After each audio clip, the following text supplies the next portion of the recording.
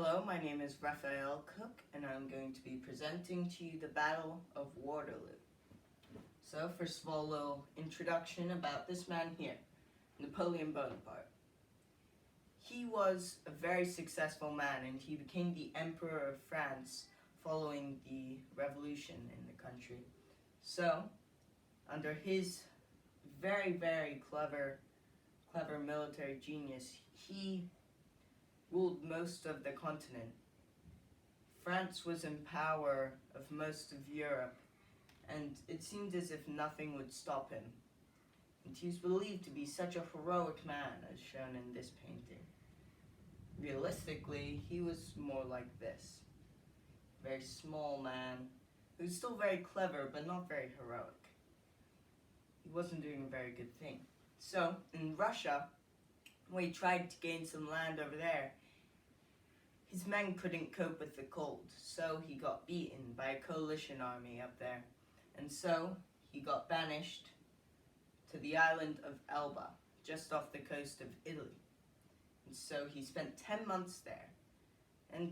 But he heard some rumors about things in France, about people not wanting to have the monarchy, and they wanted their emperor, Napoleon Bonaparte, back in action.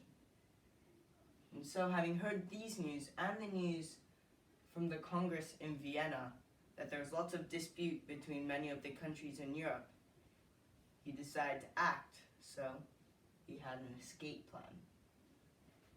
He took a tiny boat off to the south of France, and so once everybody had heard about this, they sent tons of troops to go arrest him. However, the troops, they were happy to have him back, and so they decided to join his army. So now Napoleon had an army, so he decided to go up to Belgium, where the British and Prussian army were camped.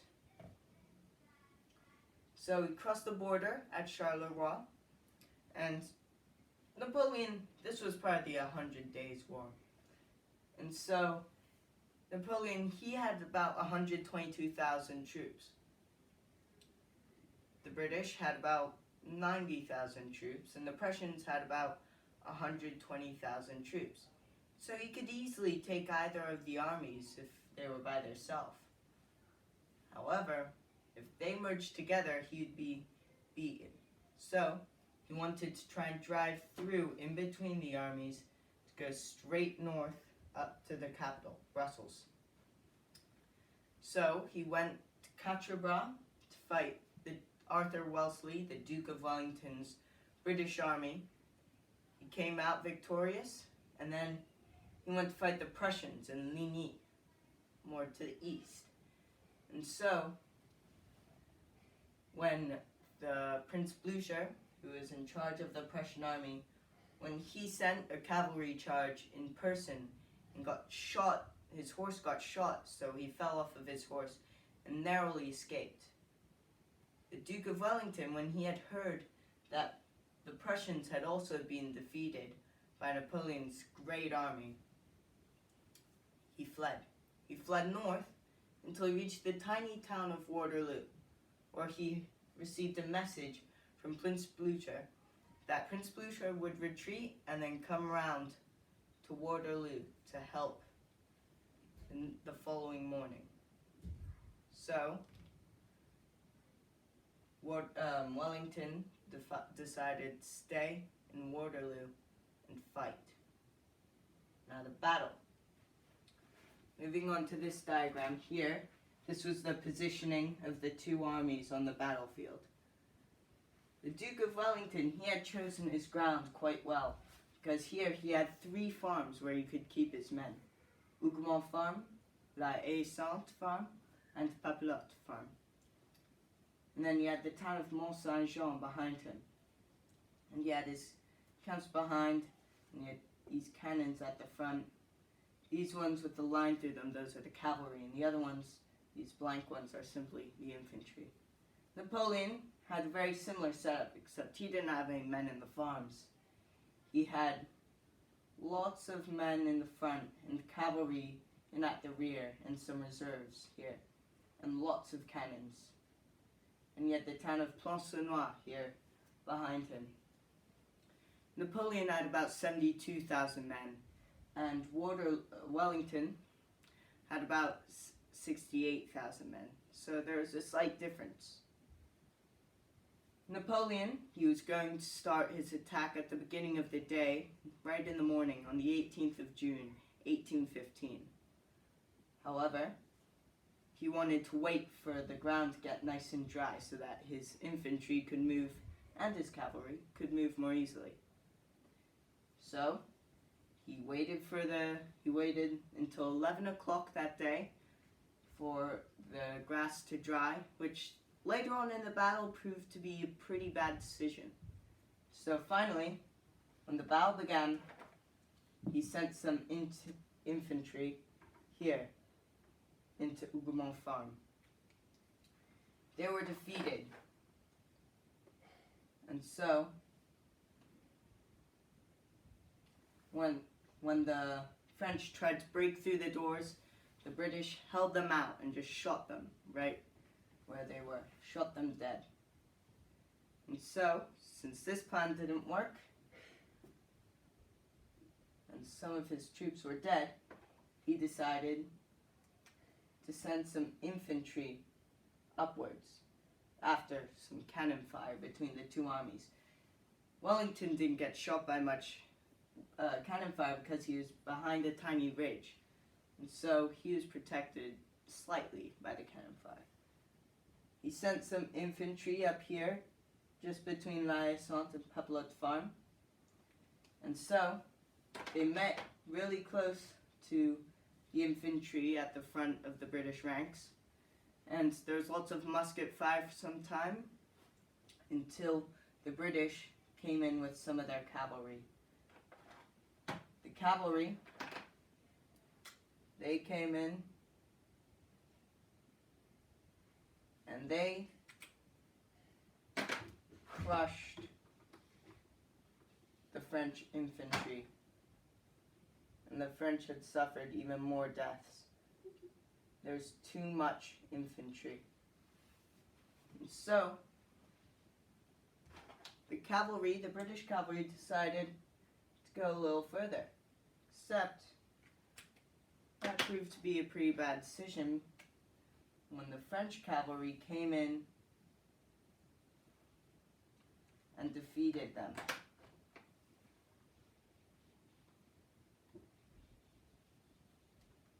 And so, some of the British cavalry was now dead.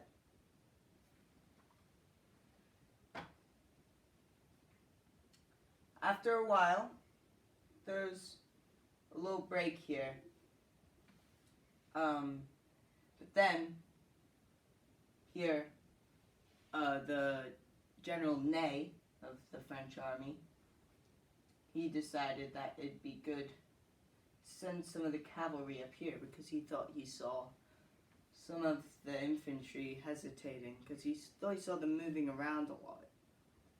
Then, sent his cavalry, upwards here and started attacking these infantry. Except, he was very surprised by what he saw, because instead of seeing a lot of very scared men who were about to retreat, he saw this. He saw these men in tight squares with their muskets ready to fire at the horses. And the horses, they can go straight through because they'd simply be stabbed by the end of the muskets. And so they could either just retreat back downwards or just circle around until they got shot, or try going through until they got stabbed. So since this didn't work, the French suffered lots of losses of cavalry.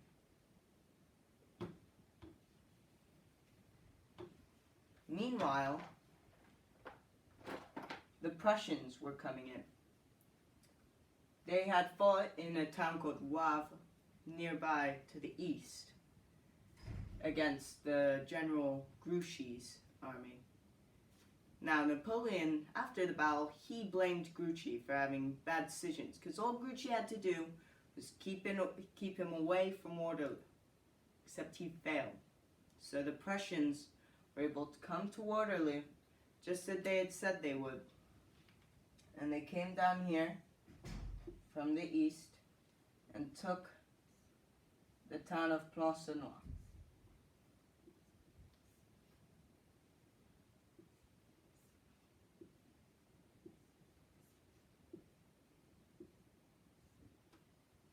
They were hoping that they could attack the French on the flank, except they were wrong, because the French simply sent some reserves over here, and the Prussians were bumped right back out of Plancenoit over there. And so the French now had this town behind the action, and they were able to stop the Prussians more from this place.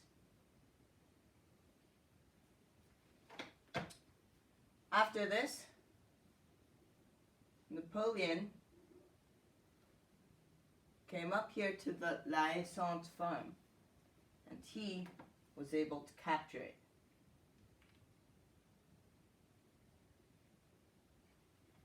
Which was very good for his army.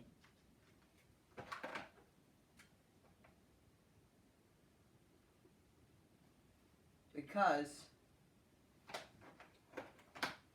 it meant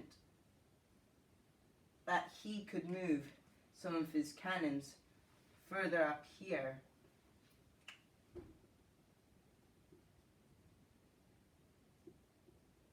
to fire them at a closer range. But for a while they were firing at each other until both armies had suffered quite a few losses, and it seemed that both of them were ready to retreat. Napoleon, thinking it was the right time, came to his last reserves, the Imperial Guard. The Imperial Guard were the most experienced veterans in all of Europe, and they were feared by all of the British men and the Prussians. Everybody knew that the Imperial Guard would be able to defeat anybody. Napoleon probably should have sent them earlier on in the battle, except he decided to keep them as a final reserve. So, he sent them up here to march right past La Haye-Sainte farm and shoot at the British musketmen, who were now out of their square formations and in their rows. So they shot at each other for a while until the Imperial Guard, they were suffering lots of losses, and there were too many infantry here compared to them. So a lot of them were dead, and they retreated.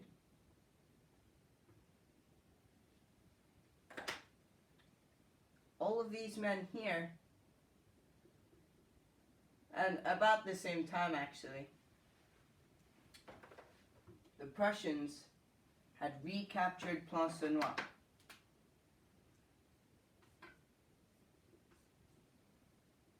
And they would soon be able to attack the French on the flank. All of these Frenchmen, they started attacking the Prussians as well.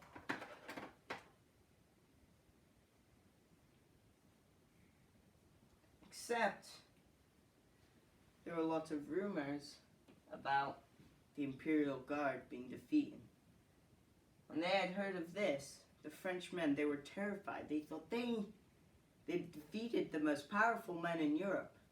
So they retreated as well. All of these men simply went berserk and left the battlefield until all that was left was Napoleon and his old guard. They stayed there to fight till the very end, till they knew that they had been defeated. So, Napoleon, he almost got captured, but he didn't. He very narrowly escaped once again, and he took his carriage away from the action.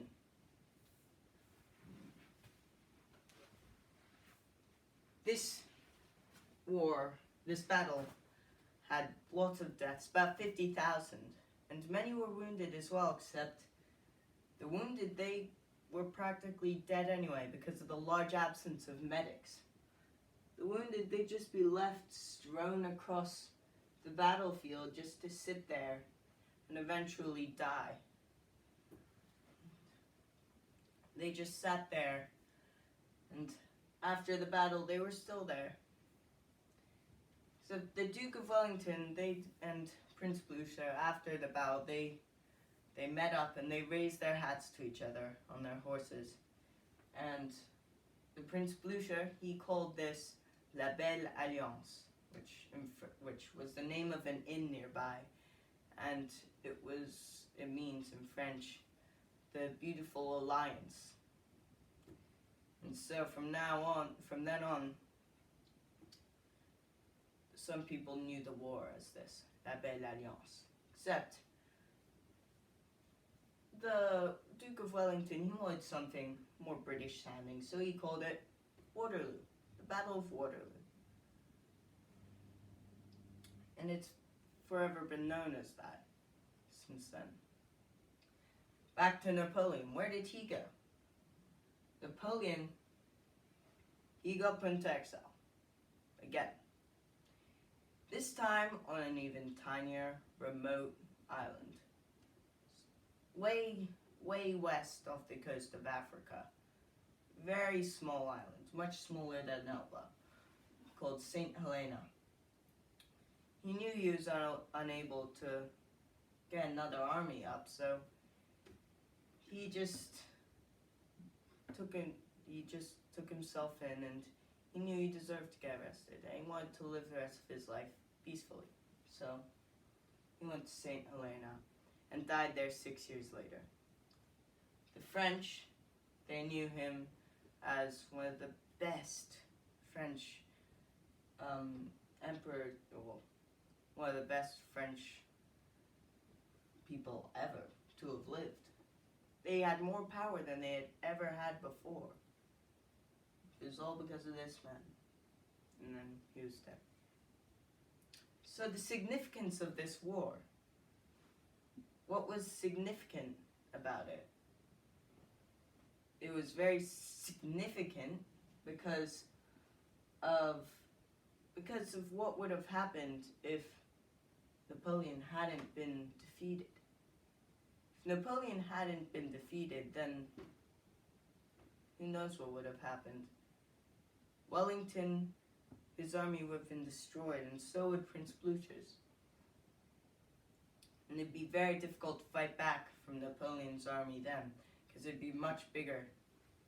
And he would soon be back to conquering all of Europe, and he might have even gone over to conquering more countries, maybe even in Asia. He could have become the most powerful man in the world, rather than just in Europe. Not only this, but there's lots of deaths, 50,000 men, which at that time was quite a bit, and it was one of the bloodiest battles of the century. And so that had a large effect, a bit on the economic system as well, because now there weren't as many men to do jobs and things. And now they didn't really have much of an army. The Imperial Guard had been defeated, which means there weren't many good troops out there, and there weren't many big armies.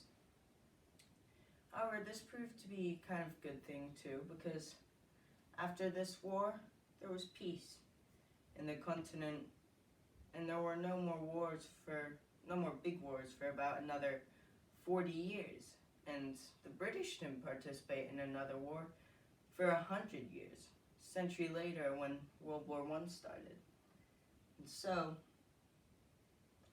it was quite important because if Napoleon had been defeated, Europe would have been at war for years. But he had been, so they were able to have peace throughout the continent. Finally, my bibliography, and thank you for listening.